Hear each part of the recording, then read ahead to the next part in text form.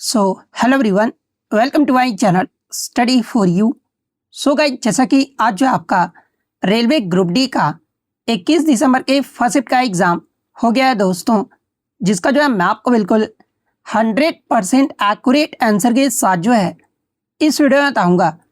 तो देख लेते हैं कि किस प्रकार की जो है आज आपके 21 दिसंबर के फर्स्ट शिफ्ट के एग्ज़ाम में जो है प्रश्न पूछे गए हैं। उससे पहले एक बात और दोस्तों, कि जिन्होंने भी अगर चैनल को सब्सक्राइब नहीं किया है तो रेलवे ग्रुप डी एग्ज़ाम से रिलेटेड पल की अपडेट के लिए जो है चैनल को सब्सक्राइब ज़रूर कर दीजिएगा। और बगल में ही आपको एक बेल आइकन यानी घंटे का निशान भी दिख रहा होगा, तो आप उस भी जो है ज़रूर प्रेस कर दीजिएगा। तो चलिए वीडियो को स्टार्ट करते हैं। तो सबसे पहले जो है मैं जयराम, जो कि आपका बिहार औरंगाबाद के रहने वाले हैं, योगेंद्र सिंह हो गए, सुकून 198, इसके अलावा आरपी वर्मा को जो है ना मैं तहे दिल से जो वो धन्यवाद कहता हूं, क्योंकि एग्ज़ाम होने के बाद जो है इन्होंने लगभग बहुत सारे प्रश्न जो है ना वो टेलीग्राम पर जो वो लिख कर भेजे हैं। तो इसी प्रकार से जब भी आपका एग्ज़ाम होता है ना, तो आप भी अपने एग्ज़ाम के जो क्वेश्चन है टेलीग्राम पर जरूर भेजा कीजिएगा। अब टेलीग्राम पर आप क्वेश्चन कैसे भेज सकते हैं, तो देखिए मैं आपको बता दूं कि टेलीग्राम पर जाकर जो है ना आपको @स्टडी, आपको ये ध्यान रखना, स्टडी फॉर यू 450, ये जो है ना इस पर आपको मैसेज कर देना है। मतलब आपका एग्जाम होता है तो आप अपने क्वेश्चन को जो है इसी पर जो आप जरूर मैसेज कर दीजिएगा। अब हम लोग देख लेते हैं कि फर्स्ट शिफ्ट में जो है आपके किस प्रकार के प्रश्न जो वो पूछे गए हैं।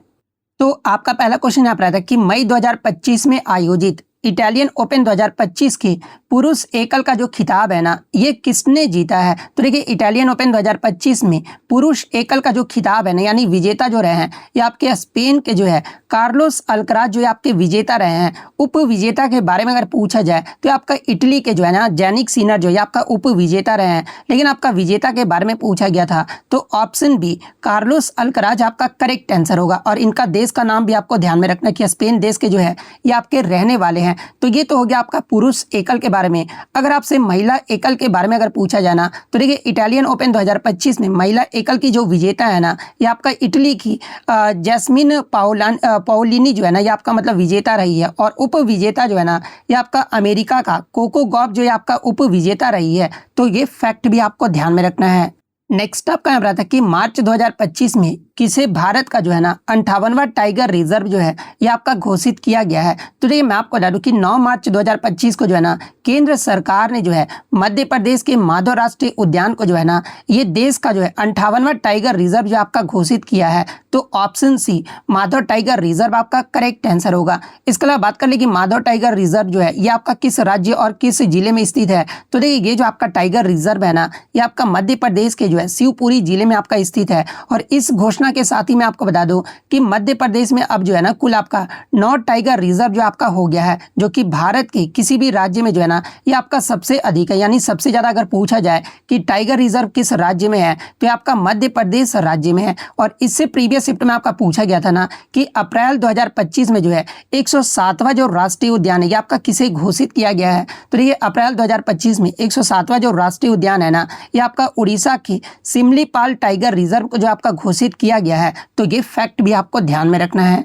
नेक्स्ट आपका यहाँ है कि भारत में प्रत्येक वर्ष जो है ना ये आपका मार्टिर्स डे यानी शहीद दिवस भगत सिंह, सुखदेव और राजगुरु के बलिदान की याद में जो है ना ये आपका कब मनाया जाता है। तो देखिए सबसे पहले मैं आपको बता दूं कि 23 मार्च 1931 को जो है ना लाहौर षड्यंत्र के केस के तहत जो है ब्रिटिश सरकार ने भारत के 3 महान क्रांतिकारी, और वो 3 महान क्रांतिकारी कौन कौन से हैं, तो देखिए भगत सिंह, सुखदेव और राजगुरु को जो है ना ये आपका लाहौर जेल में जो आपका फांसी जो है आपका दिया गया था। और इसी महान सपूतों के साहस और बलिदान को श्रद्धांजलि देने के लिए जो है ना भारत में आपका प्रत्येक वर्ष जो है 23 मार्च को जो आपका शहीद दिवस के रूप में जो आपका मनाया जाता है। तो ऑप्शन में आपका 23 मार्च आपका दिया गया था, तो ऑप्शन बी 23 मार्च आपका करेक्ट आंसर होगा। देखिए मैं आपको बता दूं कि भारत में जो है ना आपका 2 दिन जो है ये आपका शहीद दिवस के रूप में आपका मनाया जाता है। एक तो आपका 23 मार्च को जो है ये आपका इनकी श्रद्धांजलि के तौर पर जो आपका मनाया जाता है, और दूसरा जो है ना ये आपका 30 जनवरी को जो आपका मनाया जाता है, क्योंकि भारत में 30 जनवरी को ये आपका महात्मा गांधी की पुण्यतिथि को भी जो है ना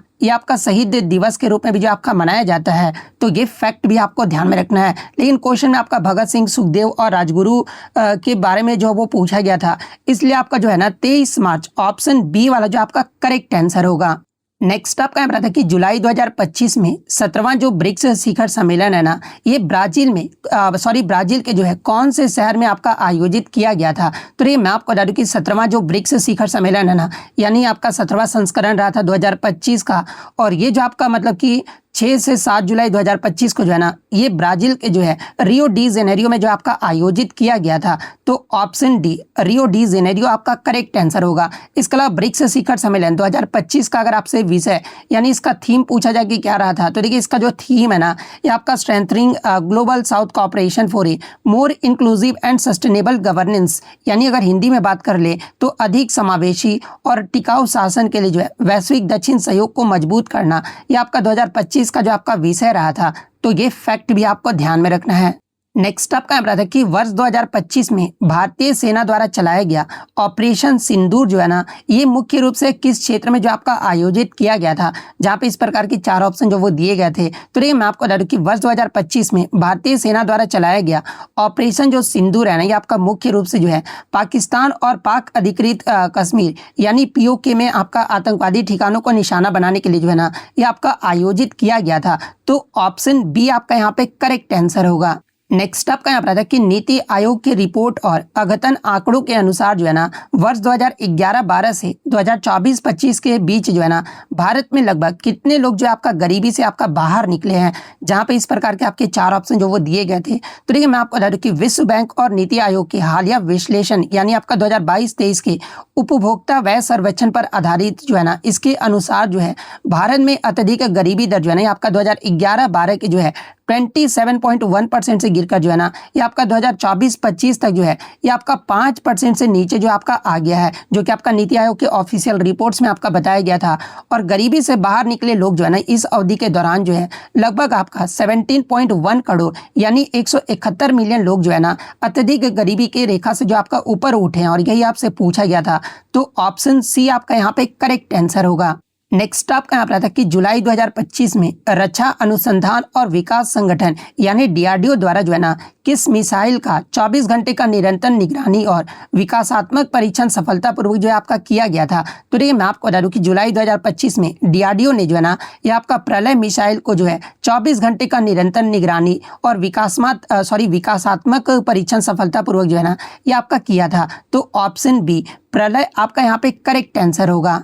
नेक्स्ट आपका यहाँ था कि खेलो इंडिया विंटर गेम्स 2025 यानी खेलो इंडिया जो आपका विंटर गेम्स 2025 का जो पहला चरण है ना, ये आपका कहाँ पर आयोजित किया गया था। तो देखिए मैंने आपको कल ही बताया था कि खेलो इंडिया विंटर गेम्स का जो है ना, ये आपका 2 चरणों में आपका आयोजित किया गया था, जिसका जो पहला चरण है ना, ये आपका 23 से 27 जनवरी 2025 तक जो आपका आयोजित किया गया था। और कहाँ पर किया गया था पहला चरण, तो आपका लद्दाख लेह में जो है ना, ये आपका आयोजित किया गया था। और इसमें आपका आइस हॉकी और आइस स्केटिंग जैसी बर्फीली खेल जो है ना, ये आपका शामिल किया गया था।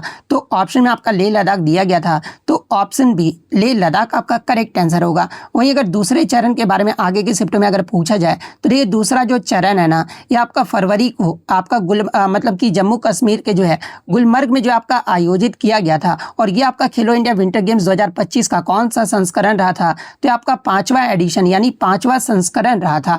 और इसका अगर शुभंकर पूछा जाए, तो आपका सीन AC यानी हिंद तेंदुआ जो इसका शुभंकर रहा था। उद्घाटन की बात कर लेते हैं, आपका केंद्रीय मंत्री डॉक्टर मनसुख मंडाविया ने जो है ना, खराब मौसम के कारण जो है ये आपका वर्चुअली जो है इसका उद्घाटन जो आपके किए थे। तो ये पॉइंट भी आप ध्यान में रखिएगा। और पदक तालिका की बात कर ले, तो देखिए खेलो इंडिया विंटर गेम्स में 2025 के पदक तालिका में जो पहले स्थान पे है ना, ये आपका आर्मी रहा था। आर्मी के द्वारा जो आपके टोटल 7 गोल्ड मेडल, 5 जो आपका सिल्वर मेडल और 6 जो है ना, ये आपका ब्रॉन्ज मेडल जो आपका जीता गया था। और मेडल टैली में जो है आपका आर्मी की जो टीम है, ये आपका मतलब कि शीर्ष स्थान जो आपका हासिल किया था। इसके अलावा हिमाचल प्रदेश की जो टीम है ना, ये आपका दूसरे पायदान पे रहा था। हिमाचल प्रदेश के द्वारा जो है ना, ये आपका 6 गोल्ड मेडल, 5 जो आपका सिल्वर मेडल और 7 जो है ना, ये आपका ब्रॉन्ज मेडल जो आपका शामिल था। और तीसरे पायदान पे जो है ना, ये आपका लद्दाख की टीम जो आपका रहा था। तो सारे ऑप्शन मतलब कि सारे जो फैक्ट्स है ना, ये आपको ध्यान में रखना है। नेक्स्ट आपका यहाँ पर आता है कि हरियाणा सरकार ने जो है किस वर्ष तक जो है ना राज्य में पराली यानी स्टबल बर्निंग जलाने की प्रथा को जो है ना पूरी तरह से समाप्त करने का लक्ष्य जो है आपका निर्धारित किया है, जहाँ पे इस प्रकार के 4 ऑप्शन जो वो दिए गए थे। तो देखिए मैं आपको बता दूं कि हरियाणा सरकार ने जो है ना राज्य को 2027 तक जो है पराली मुक्त बनाने का लक्ष्य जो आपका निर्धारित किया है। तो ऑप्शन बी 2027 आपका करेक्ट आंसर होगा। देखिए इस क्वेश्चन में जो है ना मुझे थोड़ा सा डाउट है, ठीक है। कि एक बच्चे ने बताया कि सर इसमें एवरेज वेलोसिटी पूछा गया था, एक बच्चे मतलब कि 2-3 बच्चों ने बताया कि एवरेज वेलोसिटी पूछा गया था, और 2-3 बच्चों ने जो है ना एवरेज मतलब कि स्पीड के बारे में जो आपका बताया था। तो देखिए दोनों क्वेश्चन मैं आपको यहाँ पे बता देता हूँ। अब आप कमेंट्स मत करने लगना कि सर एवरेज स्पीड पूछा गया था, कुछ बच्चे बोलेंगे सर एवरेज वेलोसिटी पूछा गया था। तो मैं आपको यहाँ पर दोनों बता देता हूँ, ठीक है। जो भी पूछा गया होगा आप आंसर जो अपना चेक कर लेना। जैसे कि अगर क्वेश्चन पहले की बात कर ले, यदि कोई वस्तु जो है 5 सेकंड में आपका गतिमान है और उसका जो प्रारंभिक वेग है ना ये आपका 8 मीटर पर सेकंड है, तथा जो अंतिम वेग है यानी जो फाइनल वेलोसिटी है ना ये आपका -2 मीटर पर सेकंड आपका दिया गया था। तो उस वस्तु का जो है ना एवरेज वेलोसिटी यानी औसत वेग जो आपका पूछा गया था कि क्या होगा, जहाँ पे इस प्रकार के आपके 4 ऑप्शन जो वो दिए गए थे। तो देखिए जब आपसे एवरेज वेलोसिटी पूछा गया होगा ना तो देखिए आपका यूनिफॉर्मली एक्सेलरेटेड या फिर डिक्लेरेटेड में आपका औसत वेग का सूत्र क्या होता है। तो एवरेज वेलोसिटी का जो सूत्र होता है ना ये आपका u प्लस v/2 होता है। यहाँ पे आप क्लियरली देख सकते हैं u + v/2 जो है ना ये आपका फॉर्मूला होता है, जहाँ पर u जो होता है आपका प्रारंभिक वेग होता है, जो कि आपका क्वेश्चन में 8 मीटर पर सेकंड आपका गिवन जो आपका दिया गया है। अंतिम वेग भी आपका -2 मीटर पर सेकंड आपका दिया गया था। तो सिंपली इस सूत्र पे आप वैल्यू जो वो पुट कर दोगे तो v आपका कितना दिया गया है, u है ना पहले, हाँ। तो u आपका कितना दिया है, तो ये आपका 8 दिया गया है, प्लस आपका -2 अंतिम वेग आपका -2 दिया गया, तो -2 कर देंगे और नीचे आपका 2 कर देंगे। तो प्लस माइनस क्या होता है, तो माइनस होता है। तो 8 - 2 कितना होगा, तो आपका 6/2 होगा। यानी जो आपका अंतिम वेग होगा काटने के बाद एवरेज वेलोसिटी जो निकल कर आएगा ना ये आपका कितना आएगा, तो आपका 3 मीटर पर सेकंड जो आपका निकल कर आएगा। तो ऑप्शन बी 3 मीटर पर सेकंड आपका करेक्ट आंसर होगा। अगर एवरेज वेलोसिटी पूछा गया होगा ना तो 3 मीटर पर सेकंड आपका करेक्ट आंसर होगा। अब हम लोग बात कर लेते हैं कि अगर आपसे एवरेज स्पीड पूछा गया होगा ना तो ये एवरेज स्पीड में जो आपका मतलब कि सूत्र होता है ना ये आपका कुल दूरी बटे कुल समय होता है, जहाँ पे आपका प्रारंभिक वेग कितना दिया गया है, तो आपका 8 मीटर पर सेकंड दिया गया, अंतिम वेग आपका जो है -2 मीटर पर सेकंड दिया गया और टी आपका जो है ये 5 सेकंड दिया गया होगा। मुझे लगता है कि जब आपका टाइम दिया गया होगा तो एवरेज स्पीड ही आपसे पूछा गया होगा। तो पहले हम लोग क्या करेंगे कि पहले जो हम लोग त्वरण जो है आपका निकाल लेंगे। तो त्वरण कैसे निकालेंगे, एक्सेलरेशन इक्वल टू क्या होता है, तो v - u/t होता है, जहाँ से हम लोग एक्सेलरेशन इस वैल्यू पे पुट करके जो है -2 मीटर पर सेकंड स्क्वायर जो है ना ये आपका एक्सेलरेशन यानी त्वरण जो आपका निकल कर आ जाएगा, और वस्तु 8 मीटर पर सेकंड से रुकने तक का जो समय होगा ये आपका क्या हो जाएगा, तो आपका t1 = v/एक्सेलरेशन यानी 8/2 करोगे तो आपका t1 जो निकल कर आएगा ये आपका 4 सेकंड आएगा। और पहले 4 सेकंड में आपका जो चली दूरी है ना वो उसको पहले हम लोग निकाल लेंगे। तो इस फॉर्मूले से हम लोग निकालेंगे S1 मतलब कि गति का जो दूसरा समीकरण होता है ना S1 = ut + ½ at²। इससे जब आप मतलब S1 निकालोगे ना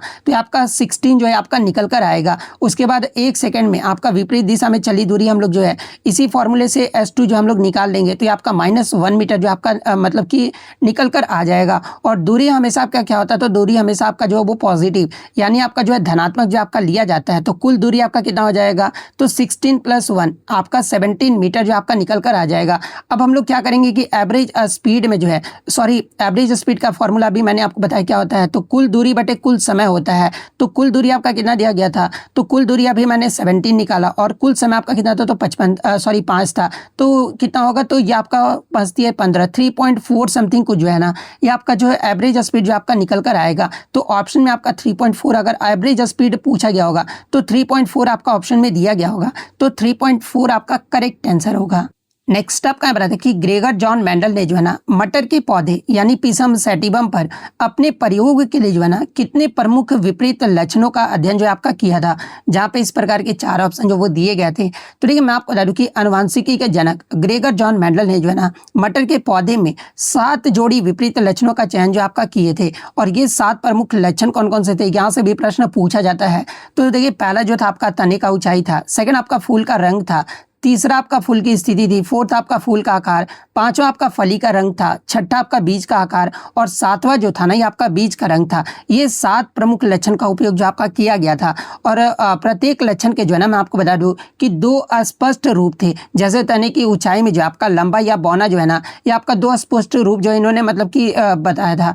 इसके अलावा इसके परिणाम की बात कर ले तो देखिए इन 7 लक्षणों के जो है ना सटीक अध्ययन के कारण ही जो है ये आपका लॉ ऑफ डोमिनेंस यानी प्रभाविता का नियम और आपका जो है लॉ ऑफ सेग्रीगेशन यानी पृथक्करण का नियम जैसे महत्वपूर्ण आनुवांशिक सिद्धांत भी जो है ना ये आपके दिए गए थे। तो ऑप्शन में आपका 7 जो आपका दिया गया था, तो ऑप्शन बी 7 आपका यहाँ पे करेक्ट आंसर होगा।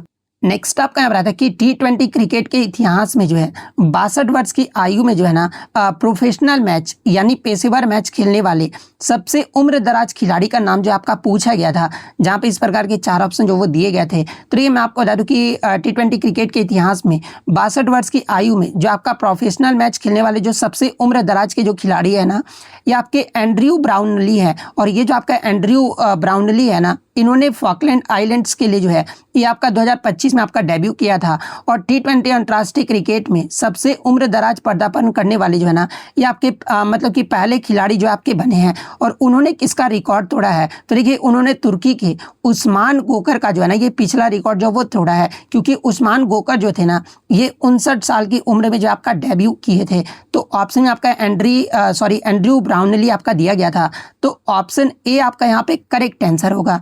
नेक्स्ट क्वेश्चन आपका यहाँ पर आया था जनवरी 2025 में किस कलवरी श्रेणी की पनडुब्बी को जो है ना आधिकारिक तौर पर जो है भारतीय नौसेना में जो आपका शामिल किया गया था, जहां पे इस प्रकार के आपके 4 ऑप्शन जो वो दिए गए थे।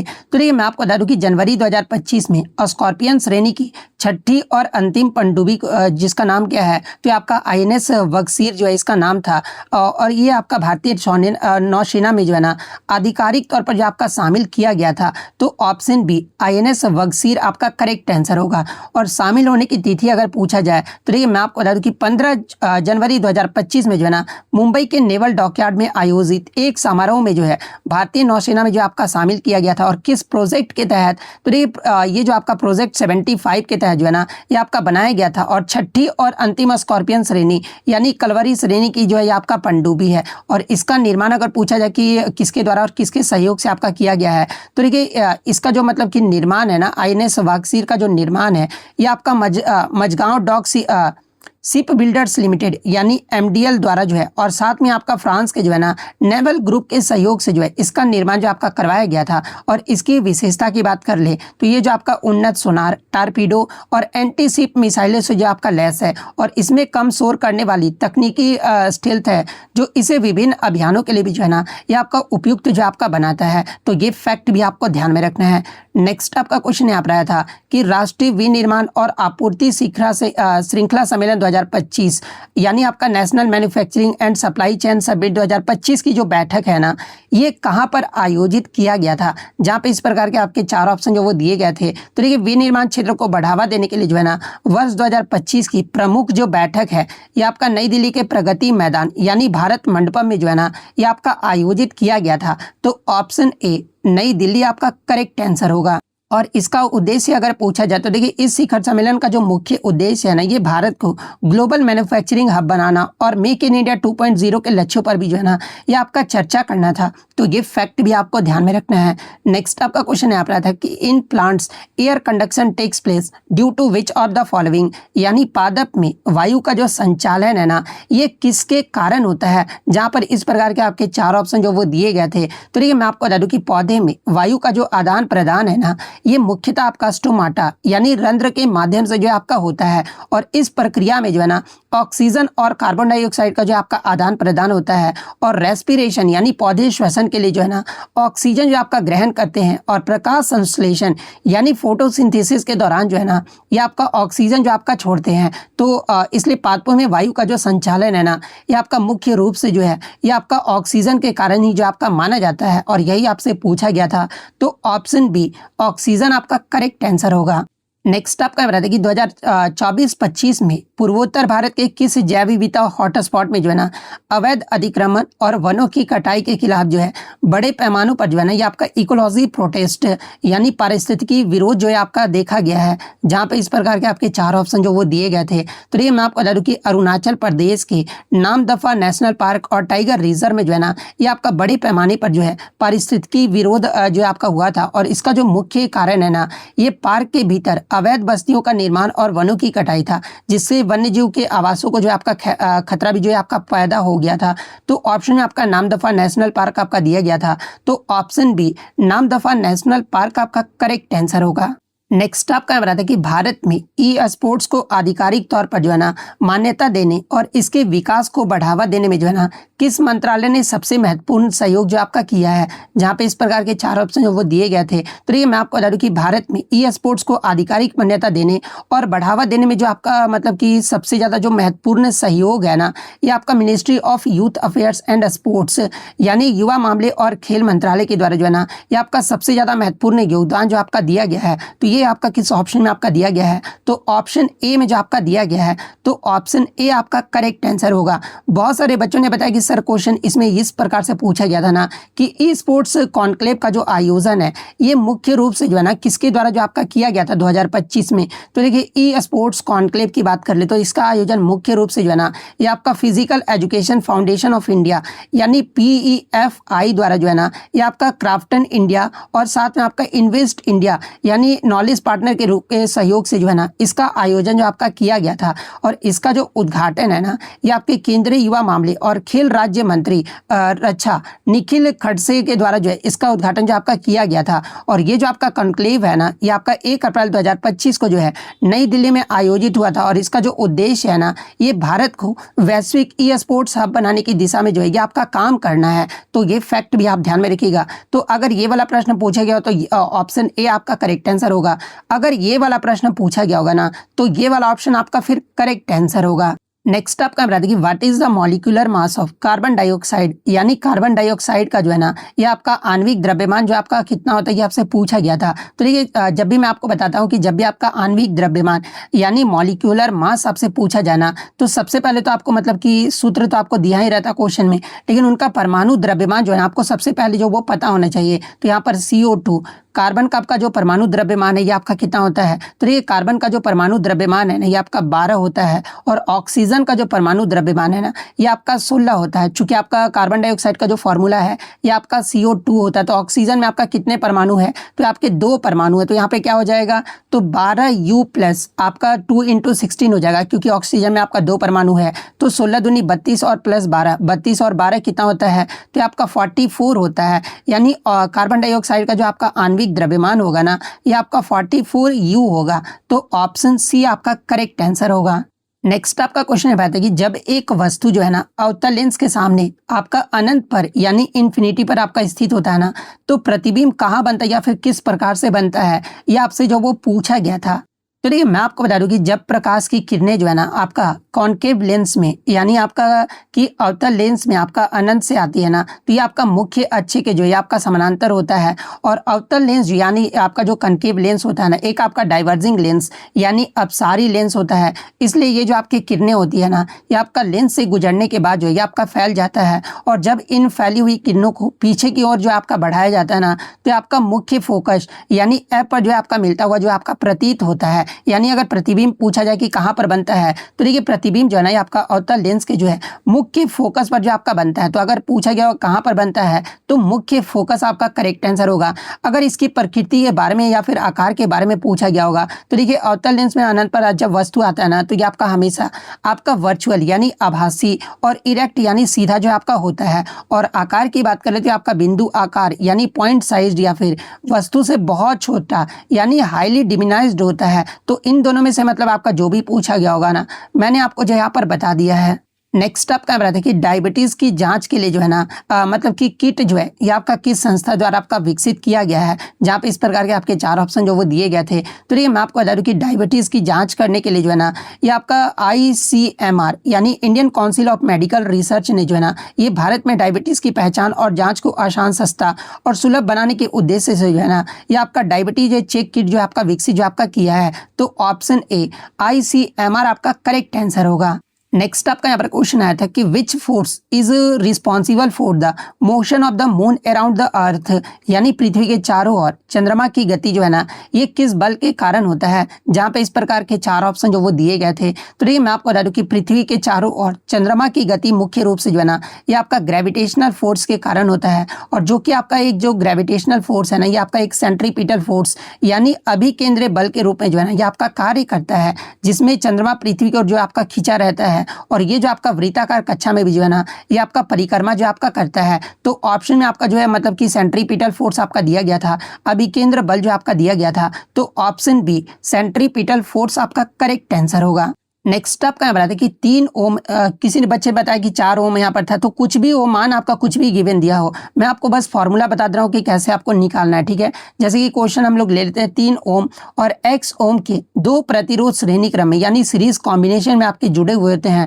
यदि कुल वोल्टेज जो है ना ये आपका 10 वोल्ट है और धारा यानी करंट जो है ना ये आपका 2 एम्पियर है, तो x का मान जो है ना ये आपका x का जो मान है ये पूछा गया था कि ये कितना होगा, और इस प्रकार के आपके 4 ऑप्शन जो वो दिए गए थे। तो ये मैं आपको हर बार बताते आ रहा हूँ कि आपका जो श्रेणी क्रम में यानी सीरीज कॉम्बिनेशन में जो है ना आपको कुल प्रतिरोध की गणना कैसे की जाती है। तो आपका R = R1 + R2 ये जो आपका फॉर्मूला होता है, तो आपका एक R1 कितना दिया गया, तो ये आपका 3 ओम दिया गया था, और दूसरा जो R2 है ना ये आपका x ओम जो आपका निकालना था, जो कि आपको फाइंड आउट करना है। तो आपका 3x + x1 मतलब कि x ओम, इसको हम लोग इक्वेशन 1 जो है ना ये आपका मान लेंगे, ठीक है, क्योंकि हमें x जो आपका निकालना है। उसके बाद ओम का नियम का उपयोग करके जो है ना हम लोग कुल प्रतिरोध का गणना जो आपका कर लेंगे। तो ओम का नियम इक्वल टू क्या होता है, तो ये आपका V = जो है I × R होता है, जहाँ पे भी आपका क्वेश्चन में गिवन है 10 वोल्ट इक्वल टू करंट आपका कितना दिया गया, तो आपका 2 एम्पियर जो आपका दिया गया है, और R हम लोग यहाँ से इजीली जो वो फाइंड आउट कर लेंगे। तो R = हमारा क्या हो जाएगा, तो ये आपका V/I जो ये आपका हो जाएगा, जहाँ पर भी आपका 10 दिया गया है, I आपका 2 दिया गया है, तो 2 × 5 = 10 यानी R जो निकल कर आएगा ना ये आपका 5 ओम जो आपका निकल कर आएगा। तो अब हम लोग क्या करेंगे कि x का मान जो है आपका ज्ञात कर लेंगे। तो अब इक्वेशन 1 में जो हम लोग वैल्यू जो वो पुट कर देंगे, ठीक है। तो इक्वेशन 1 किसे माना था, तो देखिए 3 ओम प्लस आपका x ओम इक्वल टू क्या हो जाएगा, तो आपका 5 ओम हो जाएगा। तो यहाँ से x की वैल्यू इजीली हम लोग फाइंड आउट कर लेंगे। 5 ओम इधर जब जाएगा तो ये आपका माइनस में चला जाएगा, 5 ओम - 3 ओम, ठीक है। तो x = हमारा कितना आएगा, तो ये आपका 2 ओम जो है ना ये आपका निकल कर आ जाएगा। अब मान लीजिए क्वेश्चन में आपका यहाँ पर 4 ही ओम दिया गया होगा, तो 4 - 2 कर लेंगे, तो यह मतलब कि 5 - 4 कर लेंगे, तो आपका x जो वैल्यू आएगा ये आपका 1 ओम आएगा। तो अगर क्वेश्चन में आपका 3 ओम दिया गया होगा या फिर 3 ओम, तो ये आपका 2 ओम आंसर आएगा। अगर 4 ओम मतलब कि दिया गया होगा ना, तो फिर आपका 1 ओम जो आंसर आएगा। लेकिन अगर अपने क्वेश्चन के अकॉर्डिंग अगर मैं बात कर लूँ, तो हमारा जो आंसर निकल कर आएगा ना ये आपका 2 ओम जो आपका निकल कर आएगा, और ये किस ऑप्शन में आपका दिया गया है, तो ये वाला जो है ना आपका ऑप्शन बी में आपका दिया गया है। तो ऑप्शन बी आपका यहाँ पे करेक्ट आंसर होगा। अब बहुत सारे बच्चे बोलेंगे सर 4 ओम पूछा गया था, तो 4 ओम वाले में आपका 1 ओम जो है ना फिर आपका करेक्ट आंसर होगा। तो जो भी पूछा गया होगा मैंने आपको बता दिया है। नेक्स्ट आपका बताते कि क्षारक यानी बेस में डालने पर जो है ना फेनोप्थलीन का जो रंग होता है ये कैसा हो जाता है, ये आपसे पूछा गया था, जहाँ पे इस प्रकार के 4 ऑप्शन जो वो दिए गए थे। तो ये मैं आपको बता दूं कि फेनोप्थलीन जो होता है ना एक आपका मतलब कि सिंथेटिक यानी कृत्रिम अम्ल क्षारक आपका एक इंडिकेटर होता है, और इसका जो उपयोग है ना ये विलयन की अम्लीय या फिर क्षारीय प्रकृति की जाँच करने के लिए जो है ना ये आपका किया जाता है। और जब फेनोप्थलीन को जो है ना ये आपका क्षारीय विलयन जैसे कि आपका सोडियम हाइड्रोक्साइड में आपका डाला जाता है ना, तो ये जो आपका 8 पॉइंट से ऊपर pH स्तर पर जो है ये आपका गुलाबी रंग जो आपका देता है। और ये यदि माध्यम जो है आपका अत्यधिक क्षारीय होता है ना, तो ये आपका गहरा गुलाबी या फिर बैगनी भी जो आपका हो सकता है। यानी क्षारक में डालने पर फेनोप्थलीन का जो रंग होता है ना ये आपका पिंक यानी गुलाबी होता है। तो ऑप्शन सी गुलाबी आपका करेक्ट आंसर होगा। और आगे के चैप्टर में अगर आपसे पूछा जाए कि ये एसिड में डालने पर फेनोप्थलीन का जो रंग है ना ये कैसा हो जाता है, तो देखिए अम्ल के साथ जब आपका प्रतिक्रिया होता है ना, तो अम्लीय या फिर उदासीन विलयनों में जो है फेनोप्थलीन जो होता है ना ये आपका कलरलेस यानी रंगहीन जो आपका रहता है। तो ये फैक्ट भी आपको ध्यान में रखना है। नेक्स्ट आपका बताता है कि विच ion is formed when an acid reacts with water, यानी अम्ल जब जल से क्रिया करता है ना तो कौन सा आयन जो आपका बनाता है, कि आपसे पूछा गया था जहाँ पे इस प्रकार के 4 ऑप्शन जो वो दिए गए थे। तो देखिए मैं आपको बता दूं कि जब अम्ल जल से क्रिया करता है ना तो ये जो आपका हाइड्रोजन आयन जो है ये आपका मुक्त करता है, और जल के अणुओं के साथ मिलकर जो है ना ये आपका हाइड्रोनियम आयन जो है ये आपका बनाता है, और ये आयन जो होते हैं ना ये आपके जलीय विलयन को जो है अम्लीय बनाते हैं, और विलयन में भी जो है ये आपका धनात्मक आवेश भी जो आपके बढ़ाते हैं। तो ऑप्शन बी में आपका जो है दिया गया है, तो ऑप्शन बी आपका करेक्ट आंसर होगा। नेक्स्ट आपका बताया कि जब एल्यूमिनियम को जो है ना ये आपका फेरस सल्फेट के विलयन में आपका डाला जाता है तो क्या होता है, ये आपसे पूछा गया था। मतलब कि एल्यूमिनियम फेरस को मतलब विस्थापित कर देता है, इस प्रकार का ऑप्शन जो है ना आपका दिया गया था। तो देखिए मैं आपको बता दूं कि रिएक्टिविटी सीरीज यानी जब सक्रियता श्रेणी आप देखोगे ना तो धातु की सक्रियता श्रेणी में जो है आपका एल्यूमिनियम जो होता है ना ये आपका लोहे यानी Fe जो है ये आपका अधिक सक्रिय होता है, और इस कारण एल्यूमिनियम जो होता है ना ये आपका लोहे को जो है ये आपका विस्थापित जो मतलब कि कर देता है। और अभिक्रिया के प्रकार की अगर मैं बात कर लूँ तो ये जो है एक आपका सिंगल डिस्प्लेसमेंट रिएक्शन आप यहाँ पे क्लियरली देख सकते हैं, और ये जो आपका मतलब कि एकल विस्थापन अभिक्रिया है। आप यहाँ पे केमिकल इक्वेशन भी आपका देख सकते हैं। और फेरस सल्फेट का जो विलयन है ना ये आपका आमतौर पर जो है ये आपका फेरस सल्फेट का जो विलयन होता है ये आपका आमतौर पर जो है ये आपका मतलब कि हल्के हरे रंग का जो है ये आपका होता है, और वह अभिक्रिया के बाद जो है ना ये आपका कलरलेस यानी रंगीन एल्यूमिनियम सल्फेट विलयन में जो है ये आपका बदल जाता है, और लोहे के कण जो है ना ये आपके नीचे जो है आपके जमा हो जाते हैं। तो ऑप्शन जिस प्रकार से भी आपका दिया गया होगा मैंने आपको यहाँ पर बता दिया है। नेक्स्ट आपका यहाँ पर आता है कि फॉस्फोरिक अम्ल जिसका फॉर्मूला क्या होता है, तो ये आपका H3PO4 होता है, में कौन सा आयन जो है ना ये आपका उपस्थित होता है, ये आपसे पूछा गया था जहाँ पे इस प्रकार के आपके 4 ऑप्शन जो वो दिए गए थे। तो ये मैं आपको बता दूँ कि फॉस्फोरिक अम्ल पानी में घुलकर जो है ना ये आपका 3 चरणों में जो आपका आयनित होता है, और मुख्य रूप से जो है ना ये आपका हाइड्रोजन आयन तथा फॉस्फेट आयन के रूप में जो है आपका मौजूद होता है।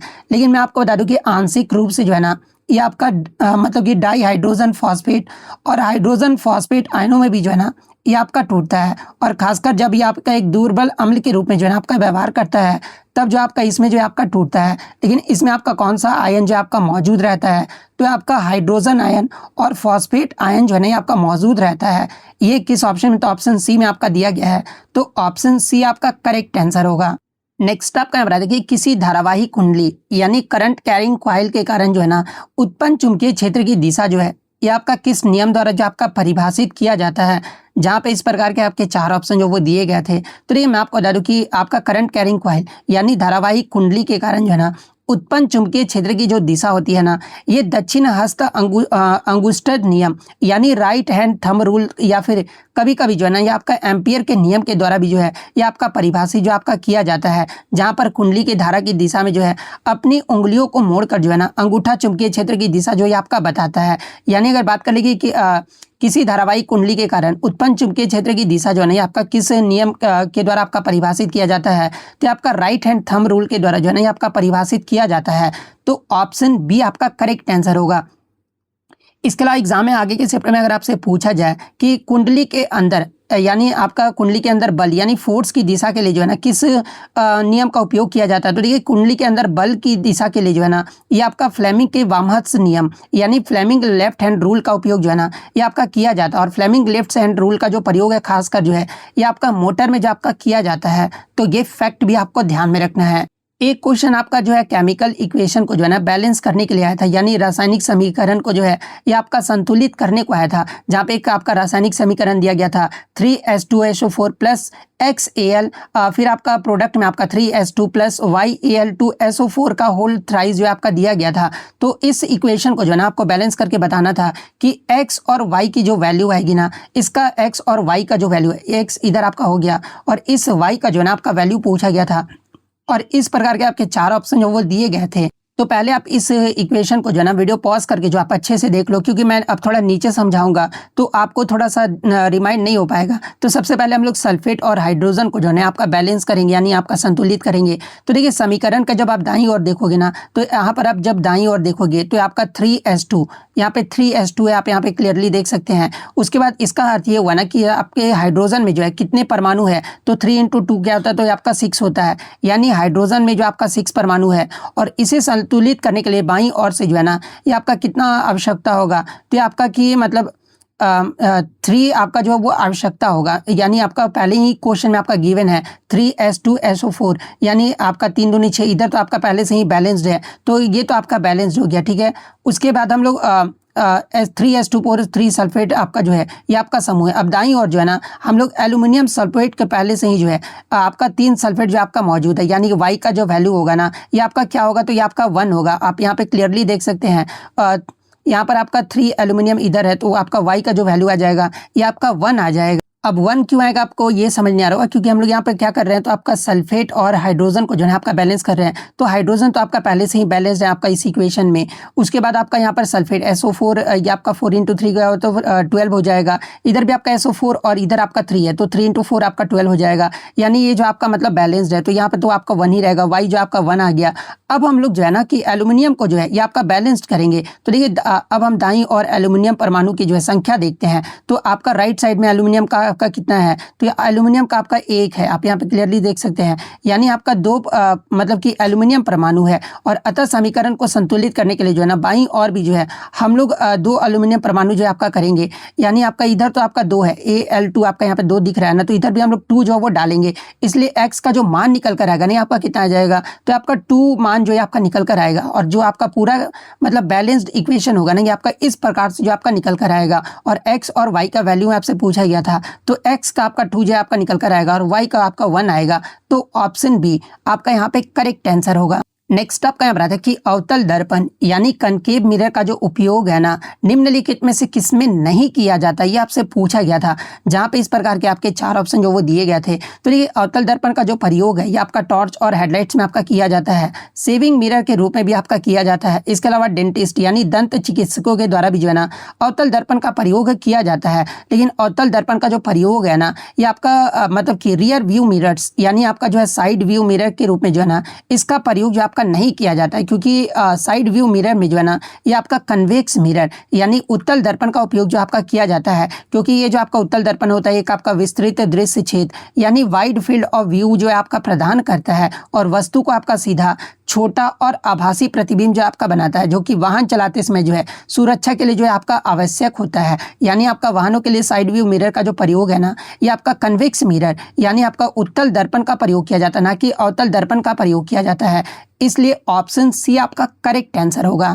नेक्स्ट आपका यहाँ पर आता है कि जब सूक्ष्मदर्शी यानी माइक्रोस्कोप के माध्यम से जो है ना प्याज के एक छोटे से हिस्से यानी छिलके को देखा जाता है ना तो क्या दिखाई देता है, ये आपसे पूछा गया था। और हूबहू जो है आपके 4 ऑप्शन जो वो दिए गए थे। तो देखिए जब आप माइक्रोस्कोप के माध्यम से प्याज के एक छोटे से हिस्से को यानी छिलके को देखा जाता है ना तो ये जो आपका प्याज के पूरे हिस्से में जो है एक जैसी समान कोशिकाएं जो है आपको देखने को जो वो मिलता है। तो ऑप्शन ए जिन्होंने भी लगाया होगा उनका यहाँ पे करेक्ट आंसर होगा। इसके अलावा मैं आपको बता दूं कि आपके असर्शन और रीजन यानी अभिकथन और कारण से भी जो है ना आपके मतलब कि प्रश्न पूछे गए थे, जहां पर अभिकथन में आपका दिया गया था ना कि root grafted plants grow roots will in identical environmental conditions, यानी अभिकथन में आपका दिया गया था कि रूट ग्राफ्टिंग वाले पौधे जो है ना अनुकूल परिस्थिति वाले क्षेत्र में अच्छी तरह जड़ें जो है आपका विकसित करते हैं। और कारण में आपका दिया गया था ना कि rose and mango plants are root graftable, यानी गुलाब और आम के जो पौधे होते हैं ना इनमें आपका जो है रूट ग्राफ्टिंग जो है आपका की जा सकती है।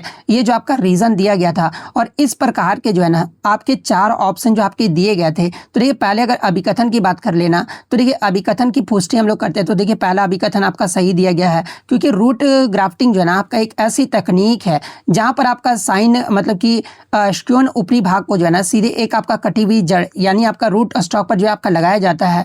और यदि मिट्टी की नमी, तापमान और पोषक तत्व यानी अनुकूल परिस्थितियां आपका सही होता है ना तो ग्राफ्टिंग के बाद जड़ें और संवहनी ऊतक जो है ना यानी वेस्कुलर जो टिश्यू है ये आपका बहुत अच्छी तरह से जो आपका विकसित होता है। यानी अभिकथन जो ए है ना ये आपका जो वो सत्य दिया गया है।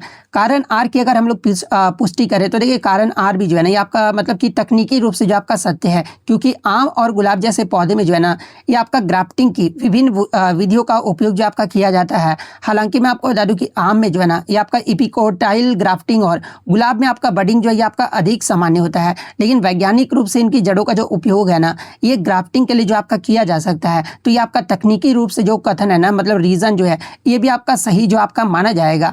अब बात कर लेते हैं व्याख्या का संबंध। तो यदि दोनों कथन आपका व्यक्तिगत रूप से सही है ना, लेकिन मैं आपको बता दूं कि कारण आर जो है ना, ये आपका नहीं बताता है कि अभिकथन ए में आपका वर्णित जड़ें अनुकूल परिस्थितियों में ही क्यों अच्छी तरह से आपका विकसित होता है। यानी अनुकूल परिस्थितियों में विकास का संबंध पौधे की कोशिकाओं, गतिविधियों और आपका जो है कैमिमियन के जड़ों से है, न कि केवल इस तथ्य से है कि गुलाब या आम में जो है ना, ये ग्राफ्टिंग की जा सकती है।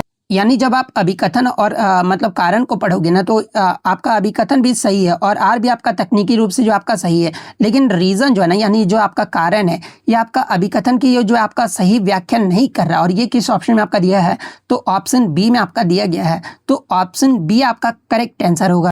नेक्स्ट आपका बता दें कि विच of the following sounds will have the maximum pitch, यानी निम्नलिखित में से किस ध्वनि का जो तारवत्व है ना, ये सबसे अधिक होगा, या पिच जो है वो सबसे अधिक होगा। जहाँ पे हूबहू जो आपके 4 ऑप्शन जो वो दिए गए थे। तो देखिए मैं आपको बता दूं कि तारवत्व जो है ना, यानी आपका जो पिच होता है, ये आपका वह गुण होता है ना जिसे हम तीखी और मोटी ध्वनि के बीच जो है ना, आपका अंतर कर पाते हैं। और वैज्ञानिक रूप से आपका पिच जो होता है ना, ये डायरेक्टली प्रोपोर्शनल होता है। किसका? तो ये आपका फ्रीक्वेंसी का जो है, ये आपका डायरेक्टली प्रोपोर्शनल होता है। और जब सभी ऑप्शन को अगर हम लोग तुलना करें, तो देखिए पक्षी की आवाज़ का जो आवृत्ति होता है, ये आपका सबसे ज़्यादा होता है, जो कि आपका 1445 हर्ट्ज जो होता है।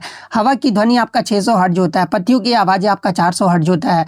और शेर की दहाड़ है ना, आपका न्यूनतम आवृत्ति, लेकिन तीव्रता जो है ये आपका अधिक होता है, 150 हर्ट्ज जो है ना। इसका मतलब कि आपका आवृत्ति जो आपका होता है। तो क्वेश्चन में आपसे यही पूछा गया था कि निम्नलिखित में से किस ध्वनि का जो पिच है ना, ये आपका सबसे अधिक होगा। तो आपका पक्षी के आवाज का होगा। तो ऑप्शन ए जिन्होंने भी लगाया होगा, उनका यहाँ पे करेक्ट आंसर होगा। नेक्स्ट आपका यहाँ पर आता है कि एक समान त्वरण यानी यूनिफॉर्म एक्सेलरेशन से गतिमान वस्तु के लिए वेग समय ग्राफ जो है ना, ये आपका कैसा होता है, ये आपसे पूछा गया था। जहाँ पे इस प्रकार के आपके 4 ऑप्शन जो वो दिए गए थे। तो ये मैं आपको बता दूं कि हमेशा एक सीधी रेखा यानी स्ट्रेट लाइन जो है आपका होता है, जिसका जो स्लोप है ना, यानी जो ढलान होता है, ये आपका धनात्मक और स्थिर होता है, जो कि आपका स्थिर त्वरण को जो आपका दर्शाता है। और ये रेखा जो है ना, समय जो है, ये आपका एक्स एक्सिस के साथ जो है एक कोण जो है आपका बनाता है। और प्रारंभिक वेग के आधार पर जो है ना, आपका जो ओरिजिन यानी मूल्य बिंदु से जो आपका शुरू हो सकता है, या फिर आपका ऊपर से भी जो आपका शुरू हो सकता है। यानी एक समान से गतिमान वस्तु के लिए वेग समय ग्राफ जो है ना, आपका कैसा होता है? तो आपका straight line inclined to the time axis, यानी समय अक्ष की ओर जो है झुकी हुई एक सीधी रेखा की तरह आपका होता है। तो ऑप्शन बी आपका यहाँ पे करेक्ट आंसर होगा। नेक्स्ट आपका एक न्यूमेरिकल आता है कि यदि 10 केजी द्रव्यमान की एक वस्तु को जो है ना, किसी ऊंचाई तक आपका उठाया जाता है, तथा आपका जी का जो वैल्यू है आपका 10 मीटर पर सेकंड स्क्वायर दिया गया था, और किया गया जो कार्य है ना, यानी वर्क डन जो है, ये आपका 10,000 जूल आपका दिया गया था। तो वह ऊंचाई जो है ना, यानी हाइट का जो मतलब मान है, ये आपसे पूछा गया था कि हाइट जो है ये आपका कितना होगा। तो देखिए इसके लिए आपका एक सिंपल सा फॉर्मूला होता है। ये आपका W इक्वल टू क्या होता है? तो ये आपका mgh होता है, जहाँ पे W आपका कितना दिया गया है? तो आपका 10,000 जूल जो है आपका दिया गया है। तो वैल्यू पुट कर लेंगे। मास हमारा कितना दिया गया? तो मास हमारा 10 kg दिया गया है। जी भी हमारा 10 के दिया गया, और एच जो हमें निकालना है। तो एच इक्वल टू हमारा कितना हो जाएगा? तो एच इक्वल टू जो है ना, ये आपका W बाई क्या होगा? mg हो जाएगा। ठीक है, तो हमारा W कितना दिया? तो आपका 10,000 दिया गया। ठीक है, और आपका जो है, सॉरी 10,000 यहाँ लिख लेता हूँ। उसके बाद आपका mg कितना हो जाएगा? तो आपका 10 × 10 100 हो जाएगा। ठीक है, तो इसको 0 से 0 आपका 2 जीरो कट गया। तो h जो हमारा निकल कर आएगा ना, ये आपका 100 मीटर जो आपका निकल कर आएगा। तो ऑप्शन बी 100 मीटर आपका करेक्ट आंसर होगा। नेक्स्ट आपका बताते हैं कि विच टिश्यू या cartilage is present in the external ear, यानी कान के बाहरी हिस्से यानी कर्ण पल्लव में जो है ना, कौन सा ऊतक या फिर उपास्थि जो आपका मौजूद होता है। जहाँ पे इस प्रकार के 4 ऑप्शन जो वो दिए गए थे। तो ये मैं आपको बता दूं कि कान के बाहरी हिस्से जिसे आपका कर्ण पल्लव यानी पिन्ना जो है आपका कहा जाता है, और इसमें आपका मुख्य रूप से जो है ना, ये आपका एलो इलास्टिक कार्टिलेज यानी पीला लोचदार उपास्थि ऊतक जो है ना, ये आपका मौजूद होता है। तो ऑप्शन बी इलास्टिक उपास्थि आपका करेक्ट आंसर होगा। नेक्स्ट आपका बताते हैं कि what does the smooth endoplasmic reticulum produce, यानी चिकनी अंतर्द्रव्य जालिका जो है ना, ये किसका उत्पादन करती है। जहाँ पे इस प्रकार के आपके 4 ऑप्शन जो वो दिए गए थे। तो देखिए अगर बात कर ले स्मूथ एंडोप्लाज्मिक रेटिकुलम के बारे में, तो देखिए ये जो आपका चिकनी अंतर्द्रावी जो जालिका होता है ना, ये कोशिका के भीतर जो है ये आपका वसा और लिपिड अणुओं के निर्माण में जो है ये आपका महत्वपूर्ण भूमिका जो आपका निभाता है। और ये जो आपका कशेरुकी जंतुओं यानी वर्टिब्रेट्स की यकृत कोशिकाओं में जो है ना विषैले पदार्थ और दवाओं की आपका डिटॉक्सिफिकेशन में भी जो आपका मदद करता है। वहीं अगर मतलब कि रफ एंडोप्लाज्मिक रेटिकुलम की बात कर ले तो ये जो आपका प्रोटीन का जो निर्माण है ना ये आपके आरईआर यानी रफ एंडोप्लाज्मिक रेटिकुलम के द्वारा जो आपका किया जाता है, क्योंकि इसकी सतह पर जो है ना ये आपके राइबोसोम जो वो होते हैं आपके चिपके होते हैं। और ऑप्शन में आपका डीएनए आपका दिया गया था, तो देखिए डीएनए और आरएनए का जो निर्माण है ना ये आपका संग्रहण मुख्य रूप से जो है ये आपका न्यूक्लियस यानी केंद्रक के भीतर आपका होता है। और कोशिका झिल्ली की बात कर ले तो देखिए आपका सिंपल एंडोप्लाज्मिक रेटिकुलम द्वारा जो है ना निर्मित लिपिड और आपका रफ एंडोप्लाज्मिक रेटिकुलम द्वारा निर्मित प्रोटीन मिलाकर जो है ना ये आपका सेल मेम्ब्रेन यानी कोशिका झिल्ली बनाने में आपका मदद करते हैं। और इसी प्रक्रिया को जो है ना ये आपका मेम्ब्रेन बायोजेनेसिस यानी झिल्ली जीवाल आपका जनन भी जो है आपका कहा जाता है। तो ये फैक्ट भी आपको ध्यान में रखना है। यानी अगर क्वेश्चन के अकॉर्डिंग बात कर ले कि जो आपका स्मूथ एंडोप्लाज्मिक रेटिकुलम जो है ना ये किसका उत्पादन करता है, तो आपका वसा और लिपिड का उत्पादन जो आपका करता है।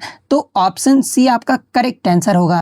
नेक्स्ट आपका क्वेश्चन है कि what is the correct formula to find the refractive index यानी अपवर्तनांक के ज्ञात करने का जो है ना सही सूत्र आपका पूछा गया था, जहां पे इस प्रकार के आपके चार ऑप्शन जो वो दिए गए थे। तो देखिए स्नेल्स के नियम के अकॉर्डिंग बात कर ले तो देखिए प्रकाश के अपवर्तन के दूसरे नियम के अनुसार जो है ना किन्हीं दो माध्यम के लिए जो है आपतन कोण की जो आपका होता है ये आपका साइन आई होता है, और जो अपवर्तन कोण की जो आपका मतलब कि सिंबल होता है ना आपका साइन आर होता है, और इसका अनुपात जो है एक आपका कांस्टेंट होता है। और इसी नियतांक को जो है ना पहले माध्यम से जो है सापेक्ष माध्यम का मतलब कि अपवर्तनांक जो है आपका कहा जाता है। और प्रकाश परावर्तन तथा अपवर्तन का जो नियम होता है यानी जो आपका रिफ्रैक्टिव इंडेक्स का जो आपका सूत्र होता है ये आपका n इक्वल टू जो है sine i by sine r जो है ये आपका मतलब कि इसका सूत्र होता है, जहाँ पे आई जो होता है ना आपका एंगल ऑफ मतलब कि इंसिडेंस होता है यानी आपतन कोण होता है, और आर जो होता है ना आपका अपवर्तन कोण यानी एंगल ऑफ रिफ्रैक्शन होता है। तो sine i by sine r किस ऑप्शन में आपका दिया गया है, तो आपका ऑप्शन बी में जो ऑप्शन सी में आपका दिया गया है।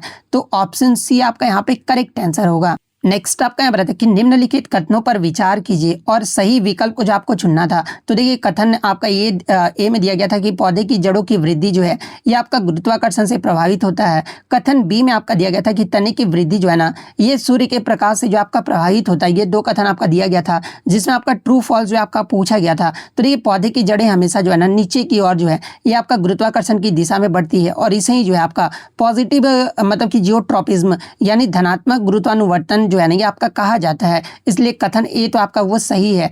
पौधे की तना यानी स्टेम हमेशा जो है ना प्रकाश के स्रोत की ओर बढ़ने की प्रवृत्ति रखता है, और इसे आपका जो है धनात्मक प्रकाशानुवर्तन यानी पॉजिटिव फोटोट्रोपिज्म जो आपका कहा जाता है। और ये जो आपका ऑक्सीजन हार्मोन के कारण जो है ना आपका होता है। तो ऑप्शन मतलब कि कथन बी भी जो आपका सही दिया गया है, यानी दोनों ही कथन आपके जो वो सही दिए गए हैं। और ये किस ऑप्शन में आपका दिया है, तो ऑप्शन बी में ऑप्शन सी में आपका जो वो दिया गया है। तो ऑप्शन सी आपका यहाँ पे करेक्ट आंसर होगा। नेक्स्ट आपका बता दें कि यदि दो वस्तुओं के बीच की दूरी को जो है ना घटाकर आधा कर दिया जाता है तो उनके बीच गुरुत्वाकर्षण बल पर जो है ना ये क्या प्रभाव पड़ेगा, ये आपसे पूछा गया था। जहाँ पे हूबहू जो आपके ये चार ऑप्शन जो वो दिए गए थे। तो देखिए मैं आपको बता दूं कि यदि दो वस्तुओं के बीच की दूरी को जो है आधा कर दिया जाता है तो उनके बीच लगने वाला जो गुरुत्वाकर्षण बल होगा ये आपका 4 गुना जो आपका बढ़ जाएगा। और 4 गुना क्यों बढ़ेगा, क्योंकि गुरुत्वाकर्षण बल की दूरी के वर्ग की जो है ना ये आपका व्युत्क्रमानुपाती होता है। आप यहाँ पे देख सकते हैं न्यूटन का सार्वभौमिक गुरुत्वाकर्षण का नियम क्या होता है, तो F इक्वल टू जो है ना G m1 into m2 by r square जो है ये आपका मतलब कि इसका सूत्र होता है। और इसमें आपका f जो होता है ये आपका बल होता है, और r जो होता है ना ये आपके वस्तु के बीच की दूरी होता है। और वस्तु के बीच की दूरी और आपका f जो है ये आपका इन्वर्सली प्रोपोर्शनल यानी व्युत्क्रम अनुपाती होता है। इसलिए आपका जो 4 गुना जो है आपका बढ़ जाएगा। तो ये किस ऑप्शन में आपका दिया गया है, तो ऑप्शन सी में आपका दिया गया है। तो ऑप्शन सी आपका करेक्ट आंसर होगा। तो देखिए लगभग जो है मैंने जहां तक मुझे पता है कि मैंने 40 क्वेश्चन आपको ऑलमोस्ट करा दिया। तो मेरे इस एफर्ट के लिए जो है भले ही वीडियो आपको लेट आएगी, लेकिन कोई ऐसा यूट्यूब चैनल नहीं होगा ना जहां पे आपको 40 क्वेश्चन आपके हूबहू जो वो मिल जाते देखने को मिलते होंगे। तो इस एफर्ट के लिए आप लोग लाइक ज़रूर कीजिएगा, क्योंकि बहुत मेहनत लगता है, आप लोग नहीं समझोगे। लेकिन चलिए कोई नहीं, फिर इसी प्रकार से जब भी आपका एग्जाम होता है तो फिर मैं आपको बोल रहा हूँ टेलीग्राम पे स्टडी फॉर यू उसके बाद स्टडी फॉर यू 450 ये आपको सर्च करना है और इस पे आपको जो है एग्जाम होने के बाद आप मतलब कि अपने क्वेश्चन जो है वो जरूर भेज दीजिएगा। और अभी तक आपने चैनल को सब्सक्राइब नहीं किया है तो किस बात की देरी कर रहे हो, सिर्फ आपको यहीं पर रियल एनालिसिस और सबसे ज़्यादा क्वेश्चन जो वो देखने को मिलता है, तो चैनल को भी जो वो जरूर सब्सक्राइब कर लीजिएगा। तो मिलते हैं नेक्स्ट वीडियो में, तब तक thank you, all the best.